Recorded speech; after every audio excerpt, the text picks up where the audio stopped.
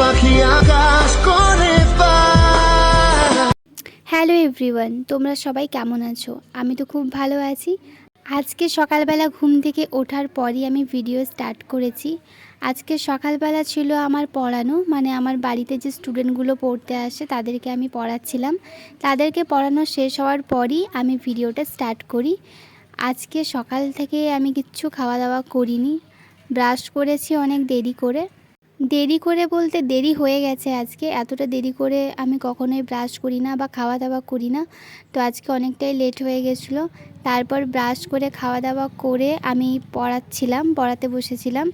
তারপর পড়ানো কমপ্লিট হওয়ার পর আজকে আমি যে কাজটা করব সেটা হলো আমার হেয়ার ট্রিটমেন্ট। মানে কিছুদিন ধরে করেই আমার হেয়ারটা এতটাই বাজে হয়ে গেছে, আর এই চুলগুলো দেখলে আমার নিজেরই কান্না পাচ্ছে যে এতটা খারাপ অবস্থা কি করে হলো এই চুলগুলোর। অনেক দিন ধরেই ভাবছিলাম যে একটু হেয়ার ট্রিটমেন্ট করব, মানে বাড়িতে সেরকমভাবে আমি সময় পাইনি। কিছুদিন আগে আমার এক্সাম চলছিল, সেজন্য আমি টাইম একদমই পাইনি। এক্সাম শেষ হওয়ার পরই ভেবেছিলাম এই হেয়ারটার কিছু একটা ব্যবস্থা করতে হবে। তো ফাইনালি আজকে সেই ব্যবস্থাটা আমি করব।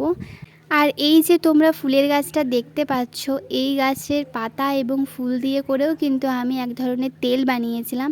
আরও অনেক কিছু উপকরণ দিয়ে আমি বানিয়েছিলাম, যে তেলটা আমি ইউজ করতাম আমার চুলে, কিন্তু এখন আর সেটা হয় না। আর এই গাছে কিন্তু আগে প্রচুর ফুল ফুটতো, কিন্তু এখন আর সেই ফুলগুলো কোথায় আর নেই। একটা দুটো ফুল ফোটে, আর ফুলই দেখতে পাওয়া যায় না এই গাছটাতে।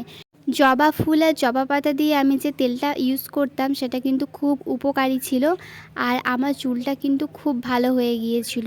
আর কিছুদিন ধরে আমি চুলের একদমই ট্রিটমেন্ট করতে তো পারিনি, মানে চুলটার একদম যত্নই করিনি। বাসে গাড়িতে যাতায়াত করেছি, এক্সাম দিতে গিয়েছিলাম, তারপর সেরকম আমার কোথাও একটা যাওয়া হয় না।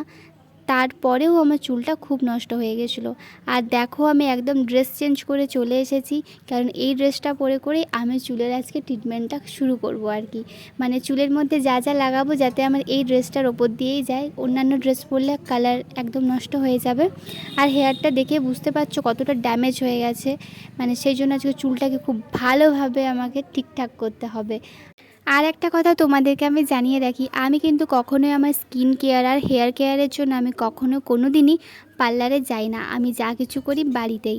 আমার সবথেকে ভালো লাগে যে আমি নিজের হাতে যেটা বানিয়ে করে লাগাবো সেটাই মনে হয় আমার চুল আর স্কিনের পক্ষে খুব উপকারী, এটা আমার পার্সোনালি মনে হয়। আচ্ছা, আমার কথা তো আমি অনেকক্ষণ থেকে অনেক কিছুই বললাম, কিন্তু এবার তোমরা বলো যে তোমরা তোমাদের হেয়ারের জন্য বাড়িতে কি করো সেটা কিন্তু আমাকে কমেন্টে জানিও, কারণ আমিও চাই যে তোমাদের কাছ থেকে কিছু জানতে পারলে আমারও খুব ভালো হয়। মানে হেয়ারটাকে ঠিকঠাক রাখার জন্য কি তেল ইউজ করা উচিত বাড়িতে, যেগুলো বানিয়ে করে আমরা ইউজ করি, তো সেরকম কিছু, বা কী শ্যাম্পু ইউজ করলে খুব ভালো হয় হেয়ারটা, তোমরা যদি কেউ জেনে থাকো তাহলে কিন্তু আমাকে জানিও। আজকে আমি আমার চুলে কি হেয়ারে লাগাবো বাড়িতে বসে করে, সেটার পুরো ভিডিওটা কিন্তু আসছে, সেটা দেখার জন্য অবশ্যই আমার পেজটাকে ফলো করো। বাই।